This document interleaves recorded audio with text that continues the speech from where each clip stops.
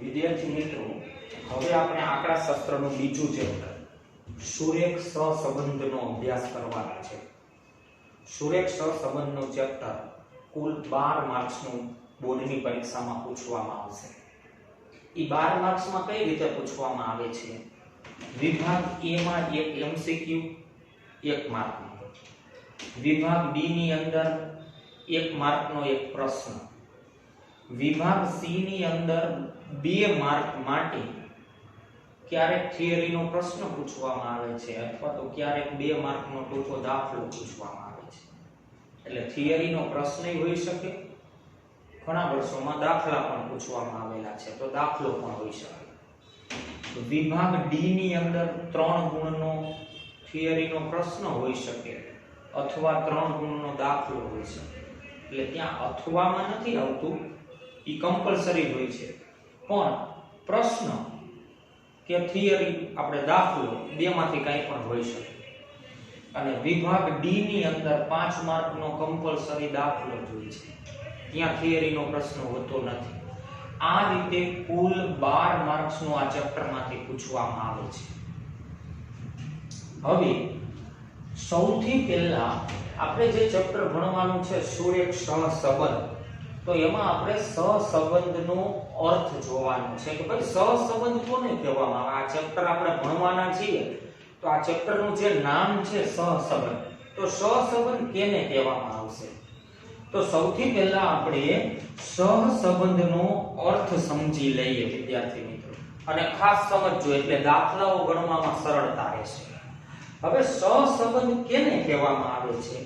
તો એના અર્થમાં આપણને એવું કીધું છે કે જો બે ચલની કિંમતોમાં, કોઈ પણ બે ચલ હોય, એ બે ચલની કિંમતોમાં, આ ચેપ્ટરમાં આપણે ચલ x અને ચલ y કહેવાનું છે, બે ચલની કિંમતોમાં પ્રત્યક્ષ કે પરોક્ષ કાર્ય કારણને લીધે એક સાથે ફેરફાર થતા હોય તો તે બે ચલ વચ્ચે સહસંબંધ છે તેમ કહી શકાય. ફરીથી સમજી લઈએ. કોઈ પણ બે ચલની કિંમતમાં પ્રત્યક્ષ કે પરોક્ષ ફેરફારો થતા હોય, ડાયરેક્ટ અથવા તો ઇનડાયરેક્ટ. આ અર્થને સમજવા માટે હું તમને એક ઉદાહરણ આપું. કોઈ બાળકની ઉંમર અને તેનું વજન, બાળકની ઉંમર અને વજન, ચલ x જે છે એ ઉંમરને કહી દઈએ અને ચલ y જે છે એ આપણે વજનને કહી દઈએ. ઉંમરમાં ફેરફાર થાય મતલબ કે ઉંમર વધે તો સ્વાભાવિક છે બાળકનું વજન પણ વધશે. બીજું ઉદાહરણ આપો. વરસાદ અને ખેત ઉત્પાદન. વરસાદ વધશે, વરસાદ સારો થશે, તેમ ખેત ઉત્પાદન પણ સારું આવશે. તો એ પ્રત્યક્ષ ફેરફારો કહેવાય. ત્યાર પછી હજી ત્રીજું ઉદાહરણ આપો. કોઈ વસ્તુનું વેચાણ અને તેમાંથી મળતો નફો. જેમ જેમ વસ્તુનું વેચાણ વધતું જશે તેમ તેમ નફો પણ વધતો જશે. તો એ પ્રત્યક્ષ ફેરફારો થયા કહેવાય. એટલે આપણને કીધું છે પ્રત્યક્ષ કે પરોક્ષ, કાર્યકારણ એટલે ફેરફાર થવો, પ્રત્યક્ષ કે પરોક્ષ રીતે. પરોક્ષ રીતે એટલે ફેરફાર, પ્રત્યક્ષ કે પરોક્ષ કાર્યકારણ એટલે ફેરફાર થવાનું કારણ. હવે પરોક્ષનું એક ઉદાહરણ આપું. ખેત ઉત્પાદન અને છત્રીનું વેચાણ. હવે પ્રથમ દ્રષ્ટિએ આપણને એમ થાય કે ખેત ઉત્પાદન અને છત્રીના વેચાણ વચ્ચે શું સંબંધ છે? તો ખેત ઉત્પાદન અને છત્રીના વેચાણને જોડતો હજુ એક ચલ છે જે વરસાદ છે.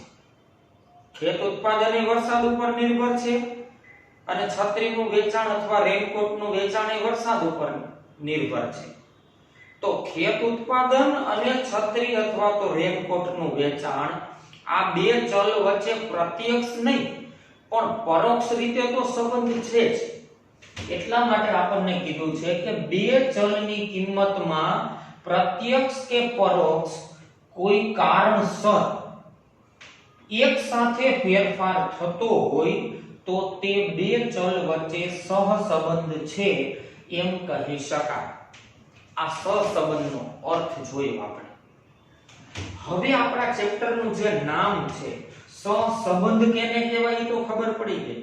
હવે બીજો એક અર્થ હજી જોઈએ, સુરેખ સહસંબંધનો અર્થ. અને આ સમજો ખાસ, સુરેખ સહસંબંધ કેને કહેવાય? તો એમાં આપણને કીધું છે જ્યારે બે સહસંબંધિત ચલ, સહસંબંધિત એટલે હવે આપણને ખબર છે, આ ઉપર વ્યાખ્યામાં જોયું, ઉદાહરણ મેં તમને આપ્યા.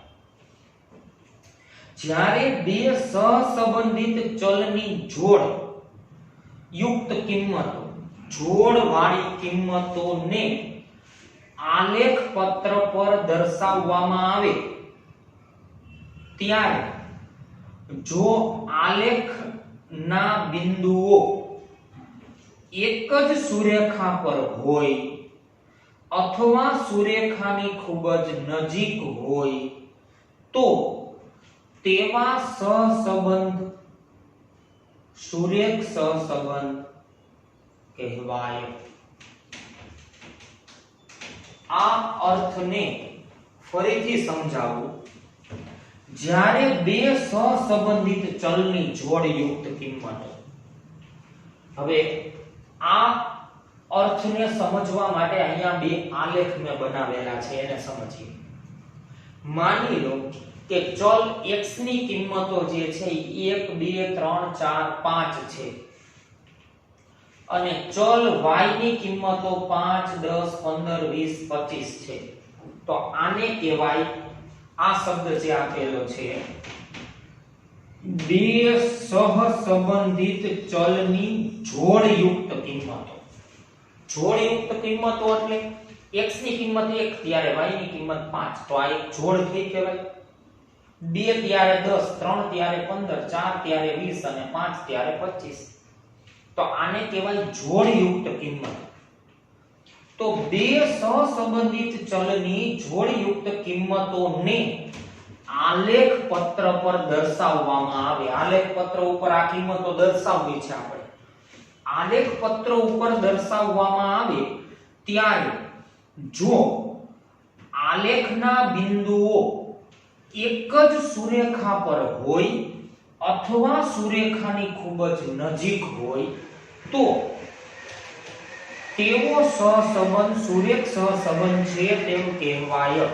હવે સમજીએ, ચલ x ની કિંમતો અને ચલ y ની કિંમતોને હું અહીંયા આલેખ પત્ર ઉપર કિંમતોને દર્શાવું છું. અહીંયા x અક્ષ ઉપર ચલ x ની કિંમતો લઈ લીધી છે અને y અક્ષ ઉપર ચલ y ની કિંમતો મેં લઈ લીધી છે. x ની કિંમતો 1 2 3 4 5 છે અને y ની કિંમતો 5 10 15 20 25 છે. તો x ની કિંમતો અને y ની કિંમતોને અહીંયા મેં આલેખ પત્ર ઉપર દર્શાવી દીધી છે. x અક્ષ ઉપર x ની કિંમતો, y અક્ષ ઉપર y ની કિંમતો. હવે x ની કિંમતો અને y ની કિંમતોને જોડતા બિંદુઓ આપણે આલેખ પત્ર ઉપર મૂકી તો એમાં x ની કિંમત 1 ત્યારે y ની કિંમત 5, x ની કિંમત 1 ત્યારે y ની કિંમત 5. તો 1 અને 5 ને જોડતું બિંદુ આપણે મૂકીએ છીએ. 1 ત્યારે 5. પછી x ની કિંમત 2 ત્યારે y ની કિંમત 10. તો 2 અને 10 ને જોડતું બિંદુ મૂકી દીધું. x ની કિંમત 3 ત્યારે y ની કિંમત 15, 3 અને 15. x ની કિંમત 4 ત્યારે y ની કિંમત 20. x ની કિંમત 5 ત્યારે y ની કિંમત 25. અને 6 વાળી કિંમત આપણે નથી લીધી. માની લો કે 6 ત્યારે 30 હોય. પણ આવી રીતે આપણે બિંદુઓ મળે છે. x ની કિંમત 1 ત્યારે y ની કિંમત 5, 2 હોય ત્યારે 10, 3 હોય ત્યારે 15, 4 હોય ત્યારે 20, 5 હોય ત્યારે 25. તો બિંદુઓ તો આલેખ પત્ર ઉપર મૂકી દીધા આપણે. હવે આ બધા બિંદુઓને જોડતી એક સુરેખા આપણે પસાર કરીએ. આ બધા જ બિંદુઓને જોડતી સુરેખા એક્ઝેક્ટ આ રીતે પસાર કરી શકાય. તો હવે ફરીથી પાછા આપણે આ અર્થમાં આવીએ. જ્યારે બે સહસંબંધિત ચલની જોડયુક્ત કિંમતોને આલેખ પત્ર પર દર્શાવવામાં આવે, આલેખ પત્ર ઉપર દર્શાવ્યું આપણે, આલેખ પત્ર પર દર્શાવવામાં આવે ત્યારે જો આલેખના બિંદુઓ, આલેખના બિંદુઓ છે બધા જે આપણને મળે છે, આલેખના બિંદુઓ એક જ સુરેખા પર હોય, જો આલેખના બધા જ બિંદુઓ એક જ રેખા ઉપર આવી ગયા, એક જ સુરેખા પર હોય. અચ્છા, બીજું ઉદાહરણ અહીંયા મેં દર્શાવેલું છે. x ની કિંમત 1 ત્યારે y ની કિંમત 8, x ની કિંમત 2 ત્યારે y ની કિંમત 15, x ની કિંમત 3 ત્યારે y ની કિંમત 2 ત્યારે 5, 3 ત્યારે 15, 4 ત્યારે 13 અને 5 હોય ત્યારે 24. x અને y ની કિંમત, આ x અને y ની કિંમતોને આલેખ પત્ર ઉપર મૂકી આપણે. તો x અક્ષ ઉપર x ની કિંમતો દર્શાવેલી છે, y અક્ષ ઉપર y ની કિંમતો દર્શાવેલી છે. ચલ x અને ચલ y ની કિંમતો, કોઈ વસ્તુનું વેચાણ ત્યારે નફો, હવે અથવા તો બીજા કોઈ પણ બે ચલ લઈ શકો તમે. હવે x ની કિંમત 1 ત્યારે y ની કિંમત 8, તો 1 અને 8 હોય ત્યાં આપણે બિંદુ મૂકી દીધું. 1 અને 8 ને જોડતું બિંદુ, આ બાજુથી 1 અને આ બાજુથી 8. 8 એટલે 5 અને 10 ની વચ્ચે 8 આવશે. 2 હોય ત્યારે 5, 2 હોય ત્યારે 5, 3 હોય ત્યારે 15, 4 હોય ત્યારે 13, 13 એટલે 10 અને 15 ની વચ્ચે, અને 5 હોય ત્યારે 24 એટલે 20 અને 25, 25 થી થોડું નીચે. તો બધા જ આલેખ પત્ર ઉપર કિંમતો દર્શાવી દીધી. તો હવે આમાંથી આપણે કોઈ સુરેખા પસાર કરીએ તો એ સુરેખા આપણને આ રીતે મળે છે. આ રીતે રેખા પસાર થશે, સીધી લીટી. તો અહીંયા આપણે દર્શાવેલું છે, જો અર્થમાં ફરીથી આવો. એક જ સુરેખા પર, તો આ ઉદાહરણ જોયું, એક જ સુરેખા પર અથવા સુરેખાની ખૂબ જ નજીક હોય. જો આમાં બિંદુઓ જે છે એ સુરેખાની ખૂબ જ નજીક છે, સુરેખાની એક જ સુરેખા ઉપર નહીં પણ સુરેખાની ખૂબ જ નજીક હોય, તો તેવા સહસંબંધને સુરેખ સહસંબંધ કહેવાય.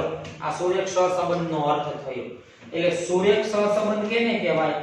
જ્યારે બે સહસંબંધિત ચલની જોડયુક્ત કિંમતોને, જોડીની કિંમતોને આલેખ પત્ર પર દર્શાવવામાં આવે ત્યારે જો આલેખના બિંદુઓ એક જ સુરેખા પર હોય, આલેખના બિંદુઓ એક જ સુરેખા પર હોય અથવા સુરેખાની ખૂબ જ નજીક હોય, બિંદુઓ સુરેખાની ખૂબ જ નજીક હોય, તો તેવો સહસંબંધ સુરેખ સહસંબંધ કહેવાય.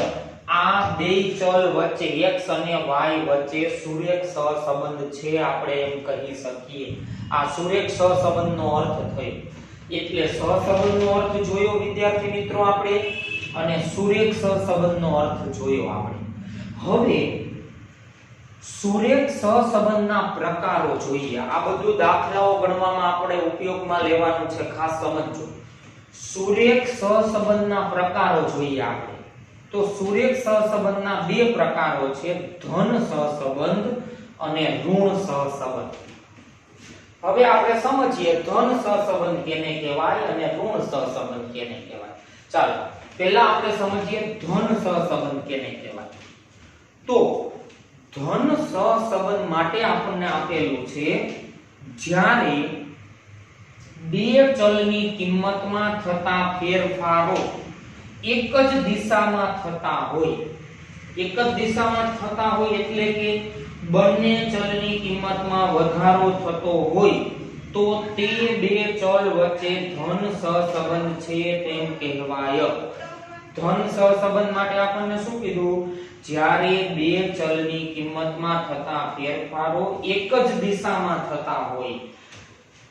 ધન સહસંબંધ માટેના અહીંયા જે બે ઉદાહરણ છે એ ધન સહસંબંધ માટેના આલેખ છે. આના ઉપરથી તમને સમજાય જાય. ધન સહસંબંધ કેને કહેવાય? એટલે કે બંને ચલની કિંમતમાં વધારો થતો હોય. જો બંને ચલની કિંમતમાં વધારો થાય છે, x ની કિંમત 1 ત્યારે y ની કિંમત 5, પછી x ની કિંમત 2 થાય તો y ની કિંમત 10 થાય છે, 3 હોય ત્યારે 15, 4 હોય ત્યારે 20, 5 હોય ત્યારે 25. તો x ની કિંમત અને y ની કિંમત બંનેમાં વધારો થાય છે તો તે બે ચલ વચ્ચે ધન સહસંબંધ છે તેમ કહેવાય. ઉદાહરણ આપેલા છે આપણે વેચાણ અને નફો. સીધું ગણિત છે વિદ્યાર્થી મિત્રો. વેચાણ એટલે x કહી દયો, નફો એટલે y કહી દયો. ચાલો, તો સ્વાભાવિક છે વેચાણ વધે તો નફો પણ વધશે. તો બે ચલની કિંમતમાં એક સાથે ફેરફાર થયા અને બંનેમાં વધારો થયો. બીજું ઉદાહરણ આપણે જે વાત કરી તે વરસાદ અને ખેત ઉત્પાદન. x ને વરસાદ કહી દયો, y ને ખેત ઉત્પાદન કહી દયો. તો વરસાદ જેમ જેમ વધશે તેમ ખેત ઉત્પાદન પણ વધશે. તો આવા બે ચલ વચ્ચે ધન સહસંબંધ છે તેમ કહેવાય. ત્યાર પછી જોઈએ ઋણ સહસંબંધ. જ્યારે બે ચલની કિંમતમાં થતા ફેરફારો એકબીજાની વિરુદ્ધ દિશામાં ફેરફારો થતા હોય. જો આ જે ધન સહસંબંધમાં બે ચલમાં જે ફેરફારો થાય છે એ ફેરફારો એક જ દિશામાં ફેરફારો થાય છે. x ની કિંમત વધે તો y ની કિંમત એ વધે છે, તો ધન સહસંબંધ કહેવાય. પણ ઋણ સહસંબંધમાં એવું કીધું આપણને કે જ્યારે બે ચલની કિંમતમાં થતા ફેરફારો એકબીજાની વિરુદ્ધ દિશામાં હોય ત્યારે બે ચલ વચ્ચે ઋણ સહસંબંધ છે તેમ કહેવાય. વિરુદ્ધ દિશામાં ફેરફાર થવો. હવે વિરુદ્ધ દિશામાં ફેરફાર થવા માટેનું એક ઉદાહરણ હું તમને આપું વિદ્યાર્થી મિત્રો. કોઈ વસ્તુની કિંમત અને તેની માંગ. કોઈ પણ વસ્તુની કિંમત વધે તો એ વસ્તુની માંગ જે છે એ ઘટશે. કિંમત એટલે x કહી દઈએ આપણે સમજવા માટે. કોઈ વસ્તુની કિંમત એટલે ચલ x અને એની માંગ એટલે ચલ y. તો આમાં બેમાં જો વિરુદ્ધમાં ફેરફાર થાય છે. વસ્તુની કિંમત જેમ જેમ વધતી જશે તેમ તેમ એ વસ્તુની માંગ જે છે એ ઘટતી જશે. તો કેવો ફેરફાર થયો કહેવાય વિદ્યાર્થી મિત્રો? વિરુદ્ધ દિશામાં થતો ફેરફાર કહેવાય. વિરુદ્ધ દિશામાં થતો ફેરફાર. એટલે આપણને કીધું છે કે બે ચલની કિંમતમાં થતો ફેરફારો એકબીજાની વિરુદ્ધ દિશામાં થતો હોય ત્યારે એ બંને ચલ વચ્ચે ઋણ સહસંબંધ છે એમ આપણે સમજશું. તો અત્યાર સુધીમાં ટોટલ આપણે મુખ્ય 3 મુદ્દાઓ ધ્યાનમાં લીધા વિદ્યાર્થી મિત્રો. એક, સહસંબંધનો અર્થ જોયો. બીજું, સુરેખ સહસંબંધનો અર્થ જોયો. સુરેખ સહસંબંધનો અર્થ સમજવા માટે આ બે આલેખ આપણે સમજેલા છીએ એટલે સુરેખ સહસંબંધનો અર્થ આપણે સમજાવો. ત્યાર પછી સુરેખ સહસંબંધના પ્રકારો જોયા. તો બે પ્રકારો. આમ તો પેટા પ્રકારોની જ્યારે વાત કરશું ત્યારે ટોટલ 5 પ્રકારો આપણે સમજશું, પણ અત્યારે માત્ર બે પ્રકારો યાદ રાખો. સુરેખ સહસંબંધના બે પ્રકારો, ધન સહસંબંધ અને ઋણ સહસંબંધ. ધન સહસંબંધ કેને કહેવાય? તો કે બંને ચલની કિંમતમાં એક જ દિશામાં ફેરફાર થાય છે. ચલ x ની કિંમત વધે તો ચલ y ની કિંમત એ વધે છે, તો ધન સહસંબંધ કહેવાય. અને ઋણ સહસંબંધ કેને કહેવાય? તો કે બંને ચલની કિંમતમાં વિરુદ્ધ દિશામાં ફેરફાર થાય છે. x ની કિંમત વધે તો y ની કિંમત ઘટવા માંડે છે, તો વિરુદ્ધ દિશામાં ફેરફાર થયો કહેવાય. તો એવા બે ચલ વચ્ચે ઋણ સહસંબંધ છે તેમ કહી શકાય. વિદ્યાર્થી મિત્રો, અત્યારના આ વિડિયોની અંદર જેટલી થિયરી મેં તમને સમજાવેલી છે એટલી થિયરી વ્યવસ્થિત તમારી ફેરબુકમાં નોંધી લેજો અને આટલી થિયરી ખાસ યાદ રાખી લેજો. પ્રશ્ન સ્વરૂપે પણ પરીક્ષામાં તમને કામ લાગશે અને એ સિવાય દાખલાઓ સમજવા માટે પણ આ થિયરી અગત્યની છે. તો આટલી થિયરી તમારી ફેરબુકમાં નોંધી લ્યો અને ખાસ પાકી પણ કરી નાખો. આવતા વિડિયોની અંદર હજુ પણ કેટલીક થિયરી આપણે સમજવાની છે અને પછી દાખલાઓ ઉપર જવાનું છે.